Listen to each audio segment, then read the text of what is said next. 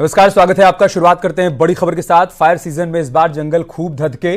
Fire season में अभी तक 1251 जंगल की आग की घटनाएं सामने आ चुकी हैं, जिसमें कुमाऊं रीजन में 601 और गढ़वाल में 538 जंगल में आग की घटनाएं सामने आई हैं और 1720 हेक्टेयर जंगल अब तक प्रभावित हुआ है। जंगल की आग से वन संपदा को भारी नुकसान पहुंचा है। वहीं फायर सीजन में 10 लोगों की मौत की खबर आई है और 9 लोग घायल हुए। तो आग की घटनाएं तेजी से बढ़ी हैं और इसकी वजह से वन संपदा का भारी नुकसान हुआ है। दूसरी तरफ जनहानि भी हुई है। 1251 आग की घटनाएं अब तक सामने आ चुकी हैं और अनुमान के मुताबिक कुमाऊं में 601 और गढ़वाल में 538 घटनाएं अब तक सामने आई हैं। 1720 हेक्टेयर जंगल आग से प्रभावित हुए हैं। भारी नुकसान हुआ है वन संपदा को।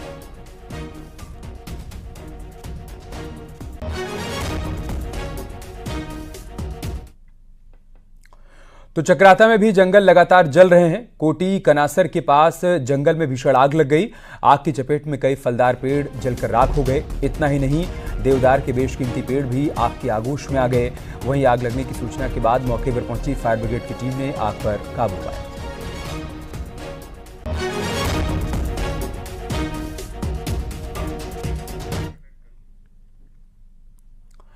टिहरी जिले की घनसाली विधानसभा के भिलंगना रेंज के कई जंगल भीषण आग की चपेट में हैं। रात भर कई जंगल धधकते रहे और दिन में आग लगी हुई है। वन विभाग अभी तक आग पर काबू नहीं पा पाया है। वहीं आग लगने से वन संपदा को भारी नुकसान पहुंचा है। पहाड़ों में लगातार गर्मी बढ़ती जा रही है और ऐसे में आग लगने की घटनाएं भी तेजी से बढ़ रही हैं।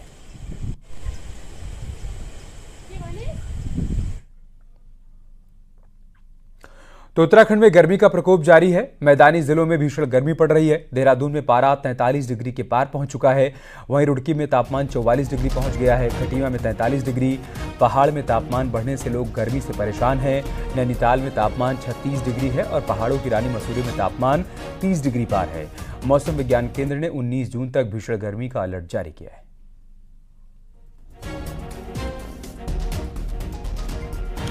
उत्तराखंड में पहाड़ से लेकर मैदान तक सूरज लगातार आग उगल रहा है। राजधानी देहरादून में पारा 43 डिग्री को पार कर चुका है, तो रुड़की जैसे शहरों में भी टेम्परेचर 44 डिग्री के आसपास पहुंच चुका है। इसके चलते लोगों को तमाम तरह की दिक्कतों का सामना करना पड़ रहा है, चाहे वो प्रचंड गर्मी हो या फिर पानी की किल्लत हो या फिर बिजली की दिक्कत हो। लेकिन इन सब के बीच मौसम विभाग ने एक अच्छी खबर दी है। आज शाम से मौसम में बदलाव हो सकता है। ये कह सकते हैं कि प्री मानसून शावर का असर यहाँ पर देखने को मिल सकता है। राजधानी देहरादून में मौसम विभाग के पूर्वानुमान के अनुसार शाम से बूंदाबांदी हो सकती है, तेज हवाएं चल सकती है। तो यही इम्पैक्ट पूरे प्रदेश में भी देखने को मिल सकता है और कल से पूरे प्रदेश भर में मौसम विभाग ने बारिश और तेज आंधियों का अलर्ट जारी किया है। मौसम विभाग के अनुसार 25 जून के आसपास या उसके बाद उत्तराखंड में मानसून एंटर कर सकता है। कैमरा पर्सन दीपक उपाध्याय के साथ सुनील नौपरवात, न्यूज़ 18 देहरादून। दशकों बाद इस बार पहाड़ आग उगल रहा है। हालात ये हो गए कि यहाँ पर पारा 35 डिग्री के पार पहुंच चुका है। पहाड़ों में तेजी से बढ़ता पारा एक साथ कई दिक्कतों को आमंत्रित कर रहा है, जिसकी कीमत आने वाले दिनों में चुकानी पड़ सकती है।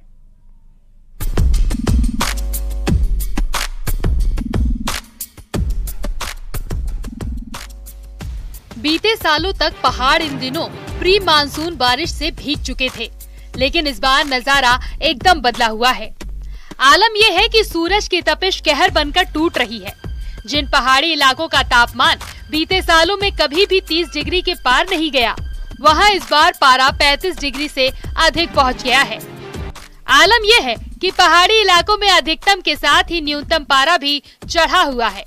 बताया जा रहा है कि इस बार गर्मी ने बीते 122 साल का रिकॉर्ड तोड़ा है, जिसका असर पहाड़ी इलाकों में साफ देखा जा रहा है। पॉपुलेशन बढ़ रही है, रोडें ज़्यादा कट रही हैं, जंगलों में बर्निंग हो रही है और उसके साथ साथ ही मकानों का इतना ज़्यादा कंस्ट्रक्शन हो रहा है। उस हिसाब से हमारे जो जलवायु का नियंत्रण है वो नहीं हो पा। पहाड़ों में बढ़ते तापमान के लिए ग्लोबल वार्मिंग तो बड़ी वजह है ही, साथ ही पेड़ों का अंधाधुंध कटान और अनियोजित विकास भी पारे को चढ़ा रहे हैं। बीते सालों में ऐसे पहाड़ी इलाकों में भी रोड कटी है, जहां आमतौर पर इंसानी दखल काफी कम होता है। यही नहीं, पारंपरिक भवन शैली को भी दशकों पहले लोग अलविदा कह चुके हैं। ऐसे में पहाड़ के सभी शहर कंक्रीट के जंगलों में तब्दील हो गए हैं। नतीजा ये है कि सीमेंट के घर ना तो गर्मी रोकने में कारगर साबित होते हैं और ना ही पर्यावरण के लिए फायदेमंद है। एक तो हमारे जंगल मर जाएंगे, दूसरा क्या होगा कि हमारी जो पारिस्थितिक तंत्र की सेवाएं हैं उसमें कमी आएगी, तीसरा होगा कि हमारा जो वाटर टावर है, थर्ड पोल, खासकर 3 पोल हैं, north pole, south pole and third pole, जो हमारा हिमालय है, वहाँ का ग्लेशियर का मेल्टिंग बहुत फास्ट होगा और पानी की कमी होगी। पहाड़ों में जिस तेजी से तापमान बढ़ रहा है उससे ग्लेशियर की स्थिति में भी खासा असर पड़ रहा है। मौसम के बदले मिजाज ने इकोसिस्टम को भी प्रभावित किया है। बारिश कम होने से भूगर्भीय जल स्तर नीचे गिर रहा है, वहीं पारा चढ़ने से ग्लेशियर के गलने की रफ्तार भी बढ़ रही है। अल्मोड़ा से किशन जोशी के साथ पिथौरागढ़ से विजय वर्धन, उप्रेती की रिपोर्ट। उत्तरकाशी के जिला मुख्यालय में पानी की समस्या को लेकर डांग गांव के ग्रामीणों ने प्रदर्शन किया और जिला कलेक्ट्रेट में धरने पर बैठ गए। ग्रामीणों ने जल संस्थान विभाग के खिलाफ जमकर नारेबाजी की। ग्रामीणों का कहना है कि जल जीवन मिशन के तहत पानी का टैंक बनाया गया है, लेकिन पानी छोड़ा नहीं गया, जिससे गांव में पानी की समस्या बनी हुई है। वहीं जल संस्थान ने अधिकारियों का यह कहना है कि 2 गांव की आपसी लड़ाई के कारण ही जनजीवन मिशन का काम प्रभावित हुआ है। गांव की पुरानी लाइन से पानी की सप्लाई की जा रही है। ग्रामीणों के लिए पंपिंग योजना से भी पानी की व्यवस्था बनाई गई है। हमारे यहाँ जो जल जीवन मिशन के तहत जो टैंक बन चुका है, आधा से ज़्यादा लाइन बिछी और अभी तक जो उस पर जो कोई कार्रवाई नहीं हो रही है। पानी जो दे ही नहीं रहे हैं, बगल के गांव वाले तानाशाही कर रहे हैं और शासन प्रशासन को कई बार लिख के दिया है, फिर भी जो शासन प्रशासन जो कोई कार्य नहीं कर रहे हैं। जल जीवन मिशन के तहत जो टैंक भी बना हुआ है हमारा और पाइपलाइन भी बिछी हुई है और अभी तक वहाँ पानी नहीं पहुँचा। तो हम जिला प्रशासन से, शासन प्रशासन से यही पूछना चाह रहे हैं कि अभी तक पानी क्यों नहीं आ रहा, जब हम पहले भी यहाँ आ चुके हैं, अभी भी आ रहे हैं। आज तो हम सीधे धरने पे बैठने के लिए आ रखे हैं। एक तरफ भीषण गर्मी और दूसरी तरफ बिजली कटौती से हल्द्वानी के लोग परेशान हो चुके हैं। दिन हो या रात, शहर के इलाके में घंटों की बिजली कटौती हो रही है। लोगों का कहना है कि बिजली विभाग बिना बताए ही घंटों बिजली काट रहा है, जिससे लोग न दिन में ढंग से काम कर पा रहे हैं और न ही रात में आराम कर पा रहे हैं। यहाँ तक कि लोग समय से पानी भी नहीं प्राप्त कर पा रहे हैं, क्योंकि जब पानी है तब बिजली नहीं और जब बिजली है तब पानी नहीं। तरह से बिजली विभाग रोस्टिंग कर रहा है। मैं बिजली विभाग से कहना चाहता हूं कि आप जो भी रोस्टिंग कर रहे हैं उसको एक दिन पहले न्यूज़पेपर में प्रसारित करिए, जिससे कि जनता को पता रहे कि कल कितने घंटे लाइट आएगी, कितने घंटे लाइट नहीं आएगी। बिजली को लेकर के बहुत सारी दिक्कत हो रही है, जैसे रात में कट हो जाती है तो बच्चे भी काफ़ी परेशान रहते हैं और कभी कभी बहुत से लोग घर में इन्वर्टर वगैरह भी नहीं है, उससे भी लोगों को दिक्कत होती है। मुख्यमंत्री पुष्कर सिंह धामी सुबह नैनीताल की सड़कों पर मॉर्निंग वॉक करने के लिए निकले। इस दौरान सीएम धामी ने खिलाड़ियों के साथ फुटबॉल और हॉकी खेला। सीएम धामी ने पर्यटकों से बातचीत भी की और उनके अनुभव पूछे। वहीं सीएम धामी ने चाय के ठेले पर खुद चाय बनाई। इस दौरान सीएम पुष्कर सिंह धामी ने कहा कि स्वस्थ रहने के लिए योग, ध्यान और वॉक जरूरी है। 3 तस्वीरें आज सुबह के हम आपको दिखा रहे हैं। आप देखिए, लोगों से बातचीत करते हुए सीएम पुष्कर सिंह धामी, जो पर्यटक यहाँ पर पहुंचे थे, उनसे उन्होंने बातचीत की। मॉर्निंग वॉक के दौरान उनसे उनके अनुभव पूछे। पहाड़ में आकर उन्हें कैसा लग रहा है पर्यटक के तौर पर। फुटबॉल और हॉकी खेलते हुए नजर आए खिलाड़ियों के साथ। तीसरी तस्वीर आप देखिए, चाय बनाई भी, चाय पी और चाय पर चर्चा की। योग देखिए संपूर्ण दुनिया का योग हो गया है। इसको संपूर्ण दुनिया का योग बनाने का काम हमारे आदरणीय प्रधानमंत्री नरेंद्र मोदी जी ने किया। उनके आह्वान पर आज संपूर्ण विश्व 21 जून को योग दिवस मना रहा है। ये हम सब भारतवासियों के लिए गौरव की बात है कि आज वो जन जन का योग और घर घर का योग बन गया। हमारे देश में बहुत तेज़ी से योग का प्रचार प्रसार हो रहा है। हर एक व्यक्ति अपनी दैनिक दिनचर्या में योग को अपना रहा है, अपनी दिनचर्या में शामिल कर रहा है और ये योग हमारा अनवरत रूप से आगे बढ़े, पीढ़ी दर पीढ़ी आगे बढ़े, तो इसका प्रचार प्रसार होगा। उत्तराखंड में भी हमारे सीमांत क्षेत्र हैं, आदि कैलाश पर हम लोगों ने प्रस्तावित किया है कि वहाँ भी मैं भी योगाभ्यास के कार्यक्रम में सम्मिलित होऊंगा और भी अनेक स्थानों पर हमारे योग के कार्यक्रम होंगे। देहरादून में मानसून की तैयारियों के मद्देनजर लोक निर्माण विभाग के मंत्री सतपाल महाराज ने अधिकारियों के साथ समीक्षा मीटिंग की। इस दौरान सतपाल महाराज ने बरसात से पहले सड़कों के किनारे नालियों और कलमट की सफाई के निर्देश दिए। मीटिंग में बताया गया कि प्रदेश में कुल 3,985 पैदल और मोटर पुल हैं, जिनमें अभी तक 2,627 पुलों का स्थलीय निरीक्षण किया जा चुका है।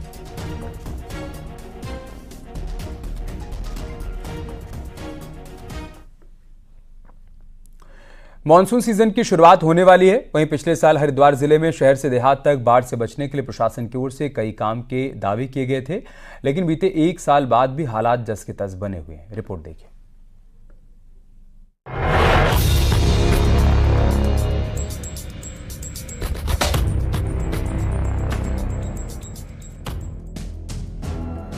हरिद्वार के लक्सर समेत कई क्षेत्रों से आई बाढ़ की ये तस्वीर पिछले साल खूब सुर्खियों में रही।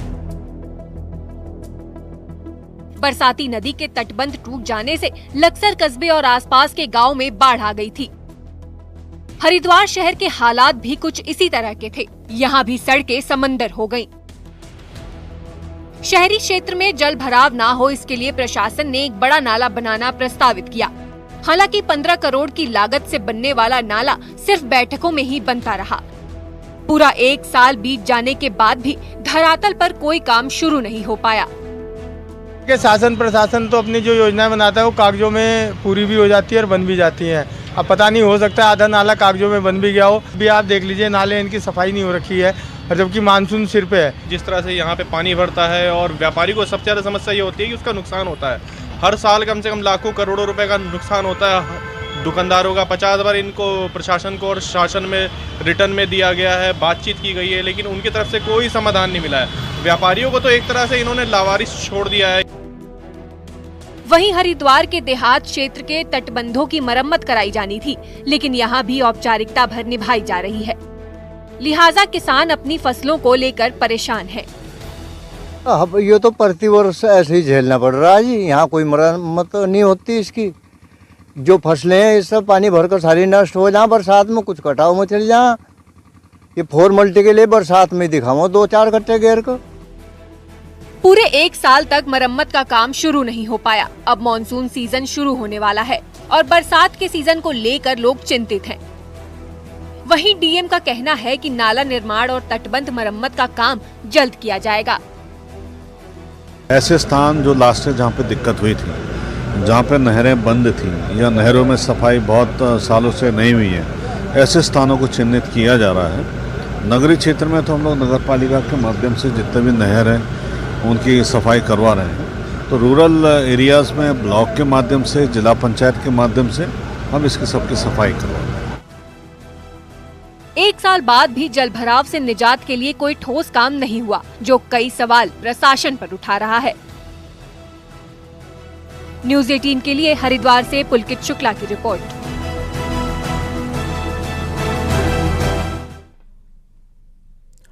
हरिद्वार से कांवड़ लेकर लौट रहे कांवड़ियों के दल और पुलिसकर्मियों के बीच टकराव हो गया। कांवड़ियों ने मौके पर जमकर हंगामा किया।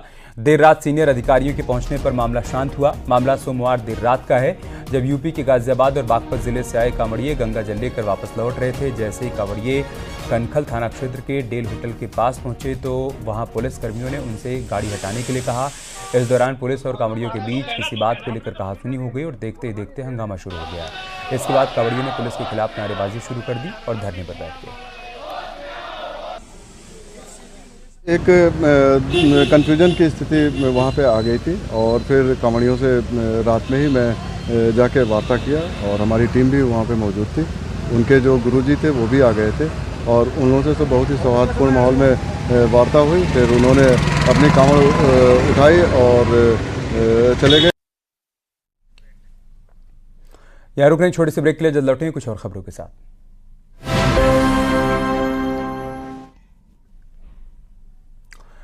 देहरादून की गढ़वाली कॉलोनी में रविवार की रात हुए गोलीकांड और प्रॉपर्टी डीलर की हत्या मामले में आक्रोशित लोगों ने 6 नंबर पुलिया चौराहे पर जाम लगा दिया।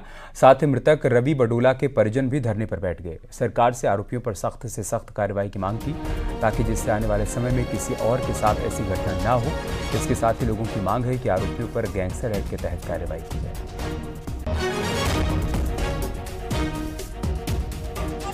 उन्होंने उनके साथ जो 2 भैया और गए थे तो उन्होंने उन तीनों पे गोलियां चलाई, बात तक नहीं करी, उन्होंने छूटते ही गोलियां चलाई। वो वेल प्रिपेयर्ड, वेल प्लान्ड थे कि उन्हें क्या करना है। कि ऐसे लोगों को अपराध करने से रोकने का तरीका है कि इनके घर ध्वस्तीकरण करे जाएं, जो लोग बाहर से आकर इन अपराधों को कर रहे हैं उनको इनकाउंटर करा जाए, जैसे योगी सरकार कर रही है। धामी सरकार से हमसे अनुरोध यही है कि इन लोगों के साथ भी ऐसा करा जाए।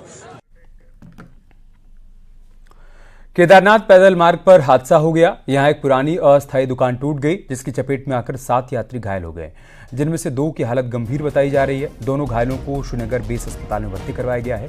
देर रात केदारनाथ पैदल मार्ग पर यह हादसा हुआ। सभी घायल बुलंदशहर यूपी के रहने वाले बताए जा रहे हैं।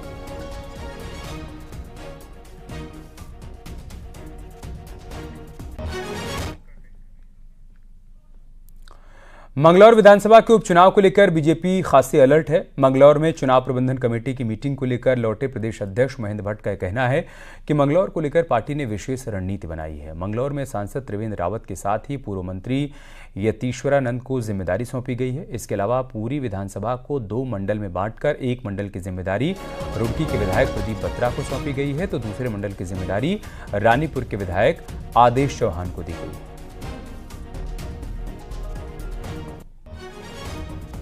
हमने मंगलौर को चुनाव की दृष्टि से, प्रबंधन की दृष्टि से बहुत व्यापक रणनीति को हमने अपनाया, जहां हमने अपने जो वहां के लोकसभा के सांसद हैं त्रिवेंद्र जी को उस विधानसभा का पालक बनाया है। स्वामी यशोधन जी को हमने चुनाव प्रबंधन समिति का हमने उनको प्रभारी बनाया है। इसके साथ साथ वहाँ 2 मंडल हैं, एक अपना मंगलौर ग्रामीण है, मंगलौर नगर मंडल है। नगर मंडल प्रदीप बत्रा जो हमारे रुड़की के विधायक हैं उनको हमने काम दिया है, और जो ग्रामीण मंडल है उसमें हमने अपने आदेश चौहान जो हमारे रानीपुर के विधायक हैं उनको काम दिया। कांग्रेस छोड़ राजेंद्र भंडारी बीजेपी में चले गए, लेकिन उनकी पत्नी अभी कांग्रेस में ही हैं। जिला पंचायत अध्यक्ष रजनी भंडारी अब किधर रहेंगी, कांग्रेस में या फिर बीजेपी में? कांग्रेस का कहना है कि जिस बीजेपी ने करप्शन के आरोप में पद से हटाया, उसी की वॉशिंग मशीन में दाग धुलने वाले।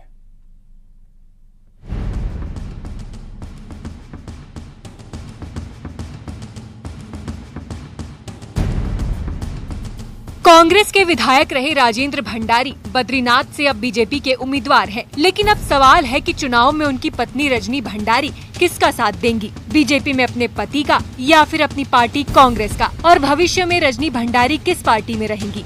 राजेंद्र भंडारी का कहना है कि उन्हें भी बीजेपी में ही समझिए। नहीं, ये तो बोलने की बात है। जहाँ मैं हूँ वहाँ मेरी पत्नी है, तो अलग अलग रहने का तो कोई सवाल ही नहीं होता। ये तो विपक्षियों का लगाया हुआ आरोप है, तो चलाते रहते हैं, ऐसी बातें बोलते रहते हैं, इसमें कोई दो राय की बात नहीं। रजनी भंडारी चमोली की जिला पंचायत अध्यक्ष हैं। इसी कार्यालय में घपले की जांच के बाद सरकार ने उन्हें पद से हटाया। फिर हाईकोर्ट जाकर रजनी भंडारी को कुर्सी मिली। इसी बात पर कांग्रेस सवाल खड़े कर रही है।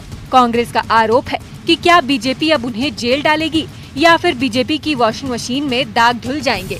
तो बीजेपी का कहना है कि रजनी भंडारी उपचुनाव में मदद करें, जल्द उन्हें पार्टी ज्वाइन करवाई जाएगी।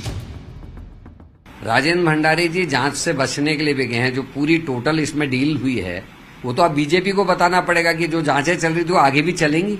जो बीजेपी कह रही थी कि जेल के सलाखों के पीछे होगा, क्या अभी भी जेल के सलाखों के पीछे डालेगा या वॉशिंग मशीन में राजेंद्र भंडारी जी और उनकी पत्नी को डुबा के उनको भी बाहर निकाल लेंगे? तो ये तो बीजेपी को बताना होगा।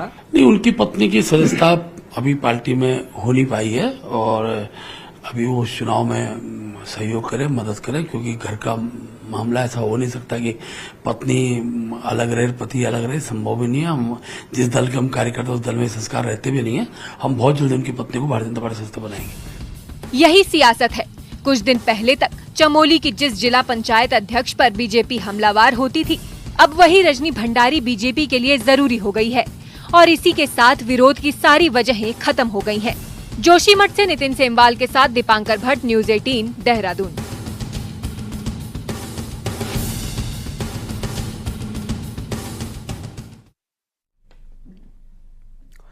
बढ़ी गर्मी का असर इस बार फूलों की घाटी में भी दिखाई दे रहा है, जहां 15 दिनों में ही रिकॉर्ड तोड़ सैलानी फूलों की घाटी का दीदार करने के लिए पहुंचे।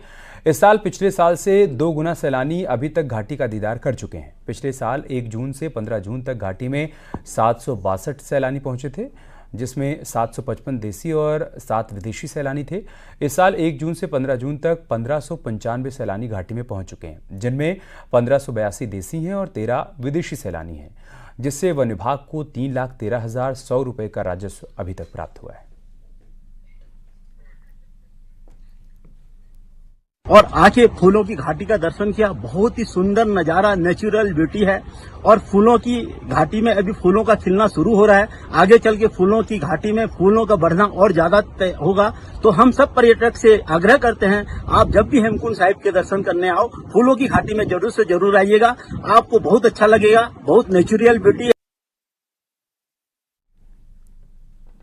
बद्रीनाथ धाम में मास्टर प्लान का काम चल रहा है, जिससे बद्रीपुरी को सुंदर और भव्य तरीके से सजाया जा रहा है। वहीं दूसरी तरफ बद्रीनाथ धाम में बहने वाले सीवर सीधे तौर पर अलकनंदा नदी में जाकर गिर रहे हैं, जिससे साधु संतों में नाराजगी है। पैदल मार्ग पर भी लगातार सीवर टैंक लीक हो रहे हैं, जिससे यात्रियों को मंदिर मार्ग तक जाने में काफ़ी दिक्कतें हो रही हैं। बद्रीनाथ मंदिर के 100 मीटर की दूरी पर ही STP प्लांट बनाया गया है, जिससे बद्रीनाथ धाम में दुर्गंध फैल गई है।